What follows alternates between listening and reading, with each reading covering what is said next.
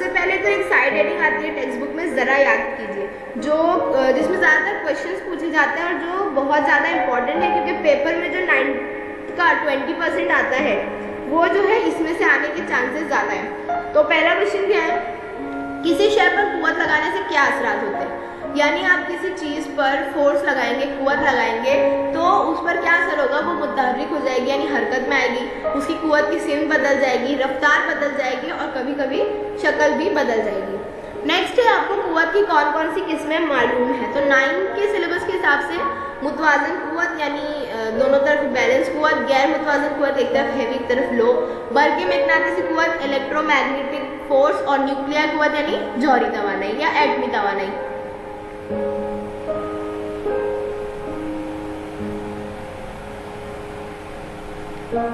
अब नेक्स्ट है सकली कुव्वत कशिश के मुतालिक आप क्या जानते हैं। तो जैसा कि सब जानते हैं, आइजैक न्यूटन ने इस सेब को दरख्त से गिरते वक्त देखा था और उसने सोचा था कि तमाम सेब ये तमाम चीज़ें जो है आड़ी तिरछी ऊपर की जानिब क्यों नहीं जा रही है, वो नीचे ही क्यों आती है। तो इस पर उसने क्या दरियाफ्त किया कि कोई भी चीज़ जो है बिगैर कुव्वत के, बिगैर फोर्स के हरकत नहीं करेगी, और इससे उसने 2 कॉन्सेप्ट निकाला, कशिश सकल का कायनाती कानून और सकली कुव्वत कशिश। पहले देखेंगे कशिश सकल का कायनाती कानून, जिसे ग्रेविटेशन कहेंगे। Gravitation is the force of attraction acting between any 2 bodies of the universe. यानी पूरी कायनात के किसी भी जिस्म से मुराद यहाँ बॉडी नहीं दी गई है, मतलब किसी भी चीज़ या किसी भी शय के दरमियान जो कुव्वत होती है और वो जो एक दूसरे को अट्रैक्ट करती है, वो जो है कशिश सकल का कायनाती कानून होता है। यानी न्यूटन ने क्या बताया कि पूरी कायनात में हर कुव्वत रखने वाली चीज़ दूसरी कुव्वत रखने वाली चीज़ को अपनी तरफ खींचती है, और उसने जो है इस खींचने को कशिश सकल का कायनाती कानून का नाम दिया है। अब ये किस बेस पे खींचती है, तो जिस चीज़ की कमियाँ ज़्यादा होगी, वजन ज़्यादा होगा, वो जो है अपनी तरफ ज़्यादा कुव्वत से खींचेगी। जैसे ज़मीन की कमियत ज़्यादा है, ज़मीन पर जो मौजूद चीज़ें हैं उनकी कमियत कम है, इसलिए वो जो है ज़मीन की तरफ अट्रैक्ट होती है, ना कि ज़मीन उनकी तरफ जाती है। तो ये जो है न्यूटन ने बताया, इसे कशिश सकल का कायनाती कानून कहेंगे।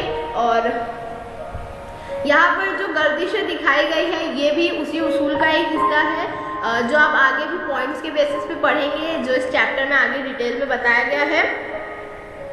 और जो सोलार सिस्टम में जो गर्दिश होती है, जो सूरज के अतराफ प्लैनेट्स गर्दिश करते हैं, वो भी जो है इसी की एक मिसाल है कि दोनों तरफ से इक्वल फोर्स लगाया जाता है, जिसके बेस पर ऐसी गर्दिश मुमकिन होती है, जो हम आगे पढ़ेंगे। अब है ग्रेविटी यानी सकली कुव्वत कशिश, यानी ज़मीन के अंदर, ज़मीन के मरकज़ में जो एक कुव्वत है जो चीज़ों को अपनी तरफ अट्रैक्ट करती है, कशिश करती है, वो जो है सकली कुव्वत कशिश होती है। और जैसे कि सेब की कमियत कम है, ज़मीन की कमियत ज़्यादा है, तो सेब जो है वो ज़मीन की तरफ आएगी, और ये जो कुव्वत कशिश की सिमत है, ये ज़मीन के मरकज़ की तरफ होती है, और इस पर जो है जो भी चीज़ें नीचे तरफ आएगी वो उमूदी सिमत में नीचे गिरेगी। तो इस पर न्यूटन ने क्या सोचा कि अगर सेब की ऊंचाई पर ये कुव्वत अमल कर रही है, तो उसके बाद जो उससे भी ऊंची चीज़ें जैसे चांद है, उसके प्लैनेट है, और दूसरी जितनी भी ऊंचाई पर मौजूद चीज़ें, सब पर ये कुव्वत अमल करेगी, कैसे करेगी और क्या होगा। तो यही सब जो है मिले जुले सवालात के जवाब जो है आगे जितने भी पॉइंट्स बताए गए उसमें होंगे। पहले कि हम जानते हैं किसी जिस्म की रफ्तार की कदर या हरकत की सिमत में तब्दीली पैदा करने के लिए उस पर कुव्वत का अमल ज़रूरी होता है। यानी आप किसी चीज़ को किसी जिस्म पर जब तक आप कुव्वत नहीं लगाएंगे, उसकी सिमत, उसकी हरकत, उसकी रफ्तार में तब्दीली नहीं होगी। जैसे हम लट्टू खेलते हैं, भौरा खेलते हैं, तो उसको हम जब तक फोर्स से नहीं फेंकेंगे, जब तक वो रफ्तार नहीं पकड़ेगा, अपनी हरकत में नहीं आएगा। इसी तरह टायर से जो खेलते हैं, तो उसको जब तक फोर्स से मारा नहीं जाएगा, वो हरकत नहीं करेगा। अब किताब में जो है सफ़ा नंबर 2 पर आइजैक न्यूटन के बारे में बताया गया है, वो आप एक सरसरी तौर पर पढ़ लीजिएगा। अब यहाँ बताया गया दायरवी हरकत, सर्कुलर मोशन और मरकज़ जौ की कुव्वत यानी सेंट्रीपिटल फोर्स। प्रैक्टिकल एक दिखाया गया कि डोरी के एक सिरे को पत्थर पर बांधिए, डोरी के दूसरे सिरे को हाथ में पकड़कर दिखाए गए तरीके के मुताबिक घुमाइए, और इस तरह के पत्थर दायरवी हरकत करने लगे।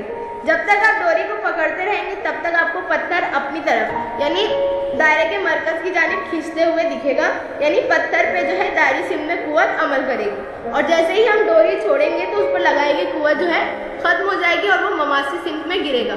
ममासी सिम क्या होता है? कोई भी सर्कल के बॉर्डर पर उसको मस करता हुआ जो फंस जाता है वो ममास होता है। तो यहाँ पर क्या बताया इस शक्ल के मुताबिक कि आप जब तक जो है उस डोरी को पकड़ के उसको घुमाते रहेंगे वो सर्कुलर फॉर्म में घूमता रहेगा, और जैसे ही आप छोड़ेंगे तो वो जो है कट के ममासी सिंक में गिरेगा।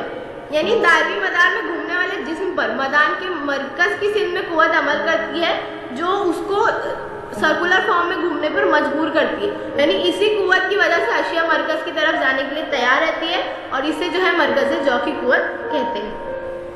अब जो है बहुत ही पहले ज़माने से इंसान आसमान का, सितारों का मुताला करते आ रहा है। फिर गैलीलियो ने दूरबीन दरियाफ्त की और उसके बाद कई सारी चीज़ें दरियाफ्त होने लगी, सही करे कॉन्सेप्ट आने लगे। तो केपलर, जोहानस केपलर नाम एक इंसान था जिसने उन सब का मुताला किया और फिर ये बयान कर दिया कि इन सब में सैयारों की जो गर्दिश है, जो हरकत है, उसमें कोई ख़ास तरतीब है, और उसके बेस पर उसने केपलर्स लॉ बनाया, जिसका पहला उसूल है कि सैयारे का मदार बेज़वी होता है और सूरज इस मदार का एक नुक्ते मास का होता है। जैसा कि सब जानते हैं ज़मीन जो है एक तरफ से फूली हुई, एक तरफ से पिचकी हुई है, इसे सिर्फ सर्कल नहीं कह सकते।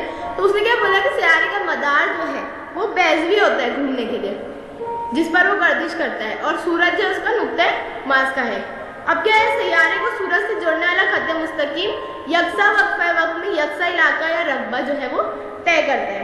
यानी यहाँ पे क्या किया गया, AS और CS जो है वो खत मुस्तकीम में है, और जो पॉइंट नंबर 1 को ब्लू उसमें कलर किया गया वो, और पॉइंट नंबर 2 जो है वो इक्वल रकबा है और इक्वल टाइम में कंप्लीट किया गया है। यानी कुछ वक्त में प्लैनेट जो है वो सूरज के करीब होगा, कुछ में दूर होगा, लेकिन जो दोनों भी रकबा है, जो दोनों भी डिस्टेंस है, वो जो है सेम टाइम में सेम तरह से कवर किया गया है।